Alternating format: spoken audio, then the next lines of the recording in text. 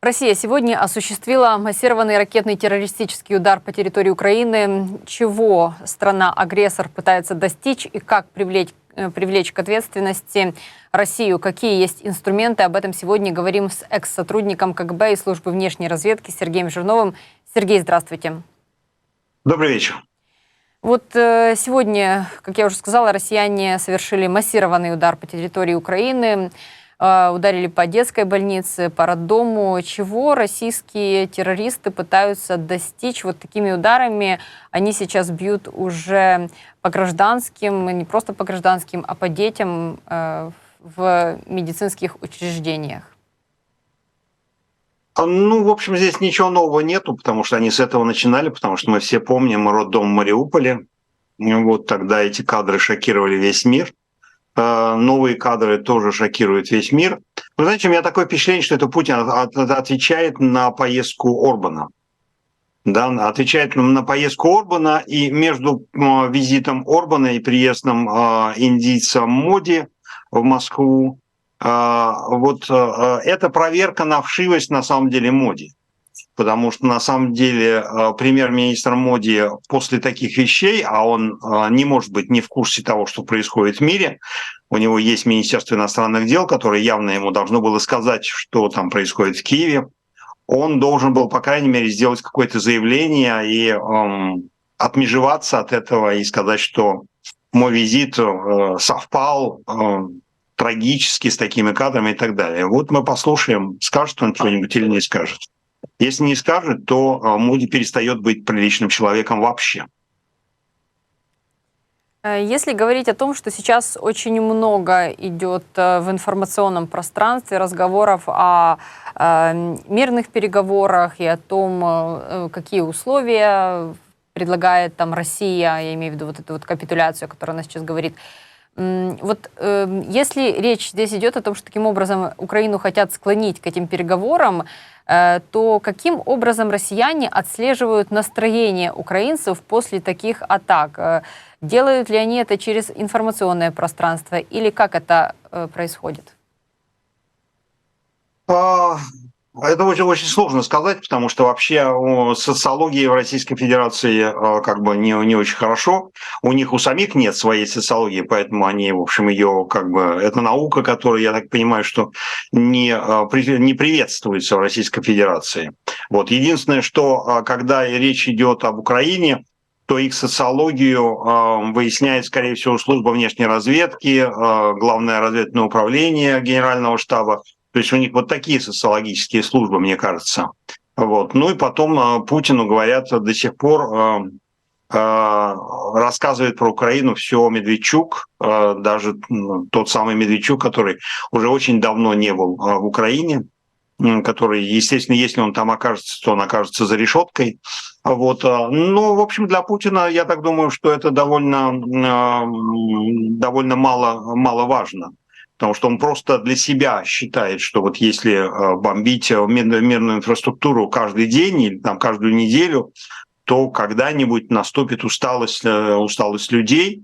Вот я думаю, что он слабо понимает, как люди в Украине относятся к этому делу. То есть это вызывает не усталость, это вызывает гнев, ненависть ко всему российскому, не только к Путину вообще.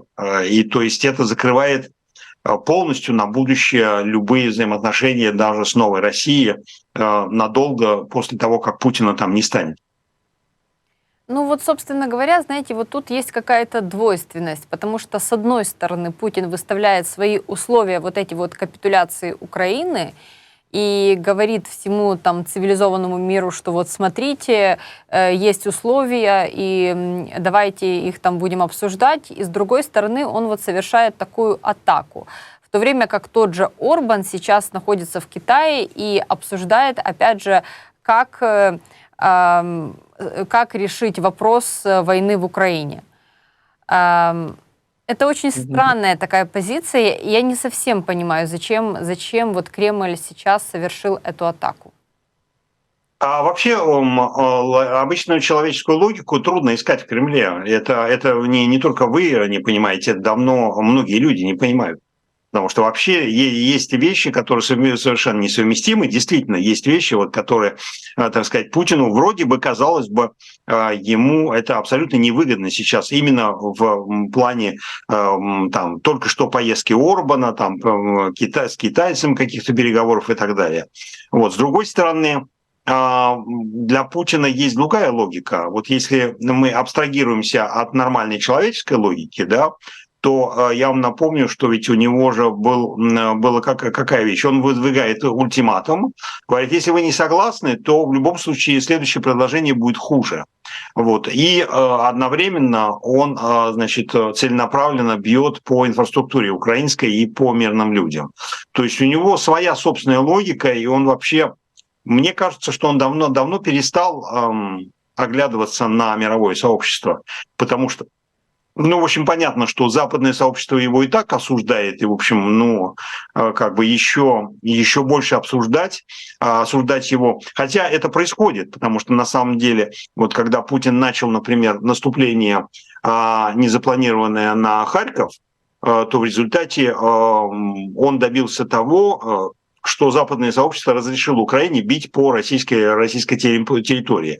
Но Путин же ведь вообще, это замечено за ним, то у него, в принципе, нет нормальной человеческой логики, потому что он практически всегда провоцирует противоположные результаты по сравнению с тем, что он заявляет.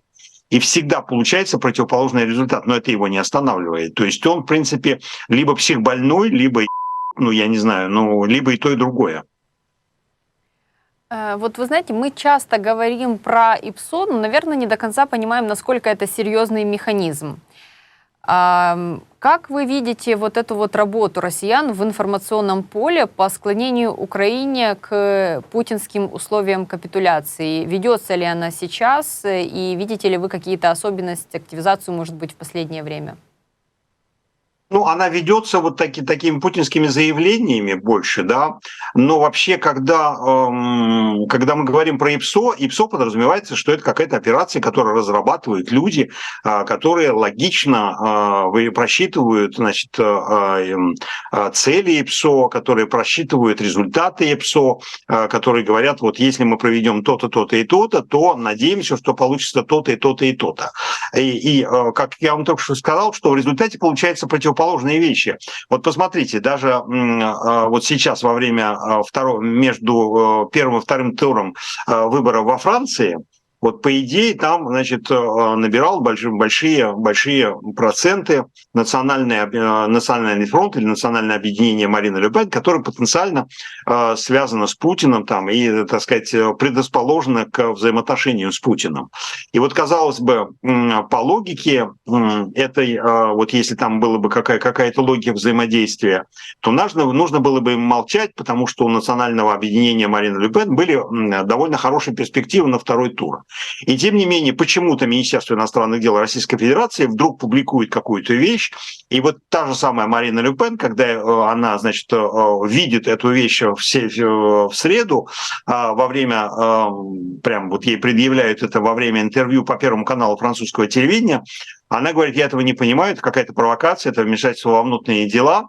Вот, и дальше дает интервью и сказала, что вот если бы Российская Федерация вообще хотела бы ей помочь, она вообще никогда бы не опубликовала такую вещь. То есть на самом деле тут создается вопрос вообще, а есть ли какая-то координация этого ИПСО? А вот есть ли какая-то координация вообще каких-то действий? То есть понятно, они делают гадости, но вот у них такое желание, вот вы знаете, я все время вспоминаю эту историю про Скорпиона, который просит черепаху перевести его, значит, через большое озеро или там через реку. Вот, черепаха ему говорит, ну ты же меня можешь укусить, и тогда, так сказать, мы погибнем. Он говорит, ну как же я могу тебя укусить, если я буду ехать на твоей спине, от тебя зависит моя жизнь и так далее. И они выплывают на середину реки, и Скорпион ее кусает. И черепаха говорит, ну ты же говорил, что не будешь меня кусать, но вот где логика-то вот у тебя? А Скорпион, ну, поэтому анекдот, извините меня, он такой немножко грубоватый, он говорит, ну, вот такой я... Вот у меня такое впечатление, вот Путин это вот такой... То есть он просто не может действовать по-другому. То есть у него какая-то психиатрия абсолютная в голове. И у российской власти, которая завязана на Путина и которая не может делать ничего, кроме того, что в голове, а у Путина явно совершенно в голове Путина. И российская власть, получается, делает такой же, как и Путин. Каким образом вот всех этих террористов, которые сегодня там планировали, выпускали ракету, этих же летчиков, так называемых, каким образом их всех привлечь к ответственности, какой может быть механизм? Потому что, насколько я понимаю, в мировой истории, вот кроме как Второй мировой войны, таких прецедентов еще не было. Ну, на самом деле, ваше управление разведки и ваши вооруженные силы и ваши правоохранительные органы собирают информацию о всех тех, кто проводит такие удары. Вот они знают их поименно иногда даже, знают номера частей, знают номера самолетов, знают номера, значит, их командиров и так далее. И все это закладывается в базу данных. Каждый такой удар, значит, документируется специально, и потом, когда закончится война, всем тем людям, которые наносили такие удары, им будет предъявляться обвинение в воинских преступлениях. Вот. Другое дело, что, вот, как я вам говорю, на стороне, которая будет обвинять этих летчиков, будет лежать бремя доказывания, что они знали, что они бьют по гражданским целям. И это довольно сложно будет доказать. То есть мне кажется, что это можно будет доказать вот в штабе, где планируются цели, где берутся эти цели. Вот там те люди, которые знают, куда надо, вот которые выбирают координаты тех целей, по которым будет нанесен удар, вот по ним их можно будет довести до суда, а летчиков будет довольно тяжело довести до суда, тем вот тех, которые там били с Каспия, которые запускают за 500 километров или там за 800 километров крылатую ракету, и они не знают, куда она летит. Ну вот вы говорите, что там в Генштабе знают точно, куда они отправляют эти ракеты. И есть видео в интернете, как я уже говорила, прицельного удара крылатой ракетой по этой больнице. Вы как сотрудник, экс-сотрудник КГБ внешней разведки, можете ли вы рассказать, как обычно вот подобные вещи планируются россиянами? То есть что это? Идет разведка, собираются данные? Или каким образом это все происходит? Вот как планируется удар, скажем, по обычному гражданскому объекту детской больницы? Да, я думаю, что, в принципе, на уровне генерального штаба есть главное управление разведки, которое собирает данные по целям. Потом это может быть идти от агентуры, это идет от какой-то космической разведки. Вот конкретно какая именно агентура и почему именно это место указано. Ну, то есть, в принципе, вот в нормальных состояниях, в нормальных условиях во время войны выбираются прежде всего цели, которые представляют военную опасность для страны. То есть ищутся командные пункты, ищутся какие-то скопления, размещения военнослужащих и так далее. Вот каким образом у них получается, что вместо этого они бьют по роддомам и по больницам, это довольно тяжело сказать. Вот. Но вы знаете, вот раньше, там, когда начиналась эта война, и когда даже захватывались в плен российские военные, например, была констатация, что их запускали со старыми советскими картами, то есть у них еще какие-то там карты в Генштабе, которые там со времен ООНа, значит, еще там с советских времен, где совсем другие там цели какие-то есть. Вот такие вещи констатировала украинская сторона, что они просто у них даже карты не актуальные. Вот у них там есть населенные пункты, которых уже нету на территории Украины, и они еще, по-моему, до сих пор там их ищут на этих картах. То есть здесь довольно тяжело говорить об уровне компетенции, потому что в Российской Федерации вообще уровень компетенции очень сильно упал за последние 30 лет. Вот, и исходить из того, что у них там все замечательно, это, я думаю, большая ошибка. Они просто, иногда, наверное, я не знаю, там, может быть, они просто от балды берут, там, я не знаю, им же надо доказывать своему командованию, потому что, допустим, разведывательная служба, у которой нет источников и которая не знает, куда бить, а им надо все равно, от них требуют какие-то цели, и они они могут даже выдумывать это дело. Вы знаете, также работали резидентуры КГБ в свое время, когда люди просто переписывали западные газеты и говорили, что это, значит, донесение от каких-то секретных агентов, которых они вербовали, которым они якобы деньги там уплачивали и так далее. То есть нельзя исключать, что это просто прикрытие, что это просто люди выдумывают что-то просто для того, чтобы не стало очевидным их военная некомпетентность. Да, вы знаете, я вот посмотрела только что, буквально в Википедии открыла Ахмадет, и больница там была с 1894 года, то есть никаких других объектов не было. Поэтому мы понимаем, что цель была именно таковой. В МИД Литвы сегодня заговорили о том, что Путин нынешним ударом напомнил Вашингтону, что нужно поддерживать Украину, сделал это накануне саммита НАТО. Как по-вашему, вот напомнил потому, то есть НАТО что, ослабла поддержка или к чему МИД Литвы это говорит? Или реально Кремль сегодня, и реально, действительно ли Кремль сегодняшнюю атаку реализовал именно к саммиту НАТО?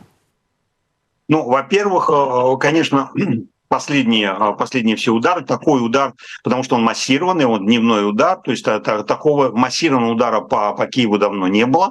И здесь усматривается, в общем, такое желание ударить накануне саммита НАТО, который идет в Вашингтоне, такое символическое совещание и так далее. То есть в этом смысле все усматривается. Другое дело, что я опять же вам говорю, что мы пытаемся найти какую-то человеческую логику у людей, у которых давно, может быть, никакой человеческой логики уже нет, у них просто едет голова, я не знаю, там, или они в своем каком-то пузыре информационном находится. Но то, что Путин находится в информационном пузыре, который не имеет никакого отношения к действительности чаще всего, это уже всем понятно просто по его интервью, по его, значит, словесной эквилибристике, потом потому, что он продолжает тупо доказывать, что Россия ни на кого не нападала, это на нее напали, вот, и она защищается. Ну, то есть понятно, что все нормальные люди, когда Лавров, допустим, я напомню, год-два назад делал это, значит, перед министрами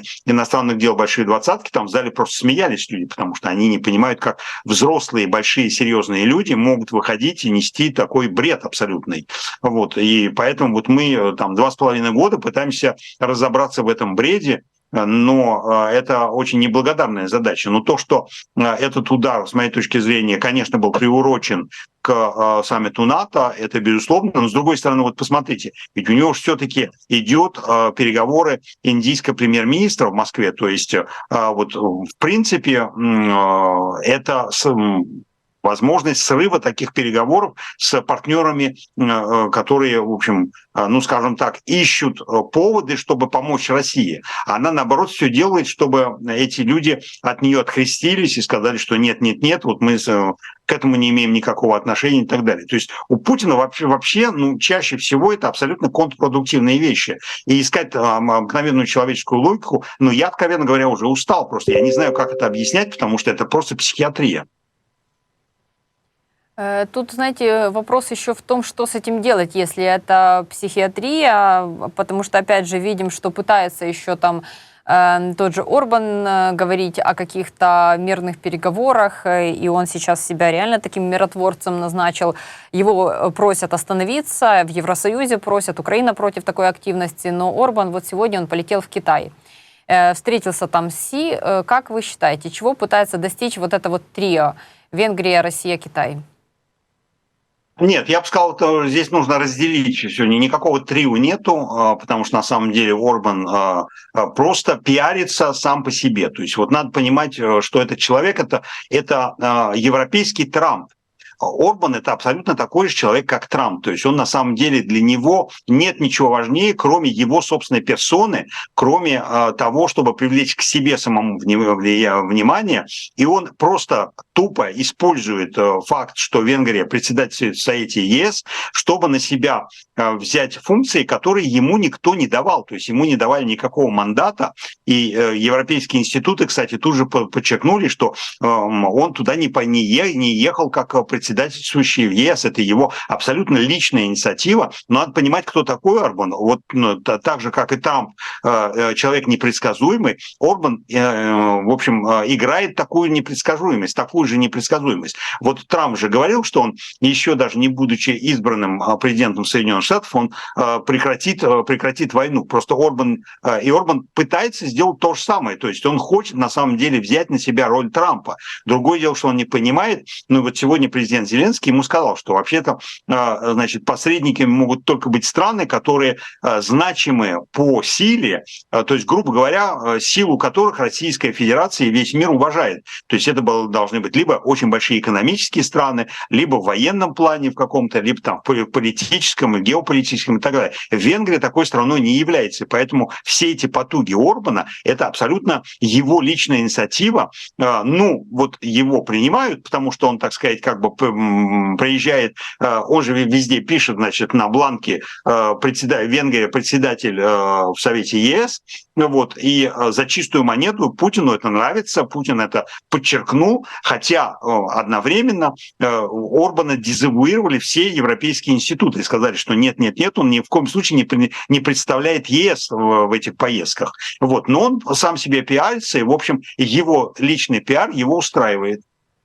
Ну вот то, что сказал Владимир Зеленский, что реально Россию могут остановить Китай, США и ЕС. И что, как вы уже сказали, что Орбан здесь не является посредником. Сейчас между Россией и Украиной никакого посредничества нету. Я понимаю, что этот вопрос, он может быть достаточно объемным, но если мы с вами в этом разговоре пришли к тому, что у Путина просто реальная психиатрия, и там в приближенных к Путину нету никакой логики действий, то каким образом, кроме как силовым, можно на Путина и на его приближенных надавить? Ну, вот, кстати, в дополнение к психиатрии, вот смотрите, значит, к Путину приезжает Орбан, да, который говорит, что я, так сказать, предлагаю себя в качестве посредника. Буквально за 2 дня до этого у Путина идет разговор с Эрдоганом, и Путин Эрдогану говорит, что мне не нужны никакие посредники. Путин это озвучивает уже Эрдогану, что вот Турция предлагает себя в качестве посредника, и Путин говорит, не Турция, мне вообще никакие посредники не нужны. И тут приезжает Орбан, и Путин его принимает. То есть вот никакой человеческой логики здесь уже нету. То есть если ты 2 дня говоришь одно, а через 2 дня говоришь другое, и принимаешь какого-то человека, которому, если ты Эрдогану отказываешь в том, что в его усилиях стать посредником каким-то, а Орбан какой-то, который еще хуже, чем Эрдоган, потому что, ну, в принципе, у него меньшая значимость и меньшее влияние на того же самого Путина, вот, и ты его принимаешь и говоришь уже, что вот, значит, давайте, хорошо, что он приехал, будет посредником, то, в принципе, вот это и есть психиатрия. Здесь вообще никакой логики абсолютно нету. И искать эту логику – это очень неблагодарное дело. Вот, извините, все-таки вернусь к вопросу, какой есть выход? Вот как реально могут в таком случае ЕС, Китай и США повлиять на эту вот кремлевскую верхушку? Ну, Китай может повлиять на Российскую Федерацию очень легко, потому что Китай является главным экономическим партнером Российской Федерации. То есть, грубо говоря, Китай может прекратить, значит, какие-то свои отношения экономические с Российской Федерацией, и Российская Федерация просто загнется экономически. Но мы должны понимать, что Китаю это невыгодно. Китай вынужден признавать какое-то давление американское, вот когда американцы говорят, что там вы не можете проводить какие-то платежи и так далее, но Китай тогда устраивает бартер, потому что все остальное ему выгодно. Это неоднократно все эксперты говорят, что Китаю выгодно ослабление Российской Федерации, ему выгоден тлеющий, но долгосрочный конфликт военный в Европе, потому что он ослабляет всех, он ослабляет Российскую Федерацию прежде всего, но он отвлекает внимание Соединенных Штатов Америки, отвлекает ресурсы Соединенных Штатов Америки на урегулирование этого конфликта и так далее и тому подобное. Поэтому Китаю в принципе нет никакого интереса. Вот. У Соединенных Штатов Америки мы понимаем, что у них была бы возможность урегулировать этот конфликт просто силовым путем, то есть дать Украине все то, что ей Байден обещал. То есть в 2022 году Байден, президент Соединенных Штатов Америки, который отвечает за свои слова, говорил, что Соединенные Штаты Америки никогда не бросят Украину и дадут ей все, что ей нужно для того, чтобы отразить эту агрессию и для того, чтобы победить в этой войне. После этого выяснилось, что Байден врал, когда он это говорил. То есть он на самом деле де-факто отозвал свои слова. Он сказал, что эти слова не являются его обязательством публичным, хотя это было озвучено публично. Вот. По этому поводу возникает вопрос. И то, что мы видели за последние 8 месяцев, когда Соединенные Штаты Америки просто, не скажу целенаправленно, но получалось так, что, в общем, 6 месяцев не могли никак проголосовать, и это упиралось, в общем, в руководство, в том числе и в Байдена, да, потому что он не соглашался разделить пакеты при голосовании в парламенте. Республиканцы говорили, что они не будут голосовать за общий пакет, и только тогда, когда Байден согласился разделить пакеты, республиканцы за них проголосовали. То есть, в принципе, они доказали, что если бы Байден разделил эти пакеты в октябре прошлого года, то весь этот пакет был бы проголосован в октябре прошлого года. Но Байден упирался, и вот теперь возникает вопрос, он упирался, потому что у него какие-то расчеты, или потому что он просто выжил из ума, и он является старым пердуном, как он это доказывает сейчас во время дебатов, и когда люди говорят, а вообще понимает ли он то, что он делает. Да, вот, то есть возникает очень много вопросов на самом деле. Соединенные Штаты Америки в прошлом году сорвали украинское наступление тем, что не предоставили Украине вовремя ту военную помощь, которая должна была позволить Украине провести это контрнаступление. И это было практически тоже целенаправленное действие Соединенных Штатов Америки. То есть возникает вопрос, а вообще, что реально думает Соединенные Штаты Америки, что реально видят Соединенные Штаты Америки и байденовская администрация, потому что Байден тот же самый, Конгресс с обеими палатами в 2022 году проголосовал ленд-лиз, но Байден его не подписал, он не запустил, потому что Байден не захотел этого запустить. То есть на самом деле возникает очень много вопросов по поводу, в том числе и к администрации Байдена. Знаете, как по мне, то здесь, безусловно, есть много вопросов к политической воле, в том числе и наших союзников, но также Forbes, буквально только что новость пришла, что Forbes посчитал, что Россия потратила на сегодняшнюю утреннюю атаку от 200 до 250 миллионов долларов. Это хочется как бы россиянам, которые, возможно, посмотрят нас на Ютубе, чтобы они просто посчитали, сколько всего можно было бы сделать на России, если бы они проявили немного своей воли и снесли эту власть.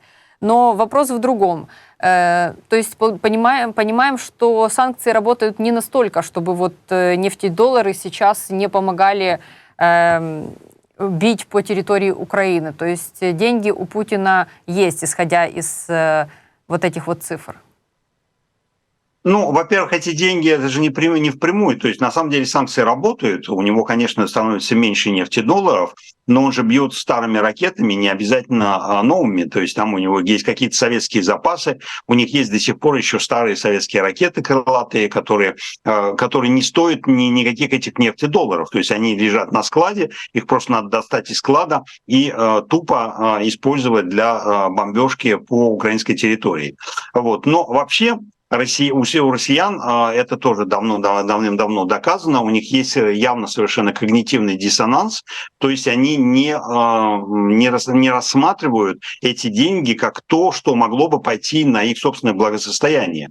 Вот. С другой стороны, ведь вы же должны понимать, что никто не ест ни танки, ни пушки. То есть если там есть какие-то запасы танков и пушек, то их неиспользование не означало бы, что возникнут какие-то дополнительные деньги там, на социальные выплаты внутри Российской Федерации. Другое дело, что огромные выплаты, которые идут на эту войну, они, конечно, могли бы пойти на какие-то другие вещи, но у россиян это не срастается в голове. У них не срастается в голове, что эта война за их счет, у них не срастается в голове, что все эти миллиарды, триллионы рублей могли бы пойти на решение их проблем. И больше того, там же есть россияне, которые не удовлетворены даже тем, как Путин ведет эту войну, и они требуют, что он еще больше средств использовать для этой войны. То есть на самом деле это больная абсолютно страна, вот, и искать опять же вот здесь нормальную человеческую логику очень тяжело, потому что нормальная человеческая логика, вот когда в начале войны у нас здесь во Франции, например, показывали кадры престарелых родителей, которые, значит, получили выплату за своего мертвого сына, на эти деньги купили себе «Ладу Калина» белого цвета и ездили и довольны, и рассказывали, что их сын был бы очень рад, что у них получилась «Лада Калина», во Франции на это смотрели как на абсолютно жуткую ситуацию, абсолютно психиатрию, потому что ни один родитель никогда не может сказать, что я рад получить машину вместо своего сына живого, который погиб на войне. То есть это совершенно больная страна. Ну, вы знаете, с этим я с вами абсолютно согласна, и на это смотрели не то что с удивлением, а, как вы говорили, на это было жутко смотреть. Наверное, не только во Франции, в Украине была такая же реакция. Я благодарна вам за этот разговор, за этот откровенный разговор, скажем так. Спасибо, что вы присоединились к нашему стриму, к сотруднику КГБ и службы внешней разведки Сергей Жирнов. Спасибо.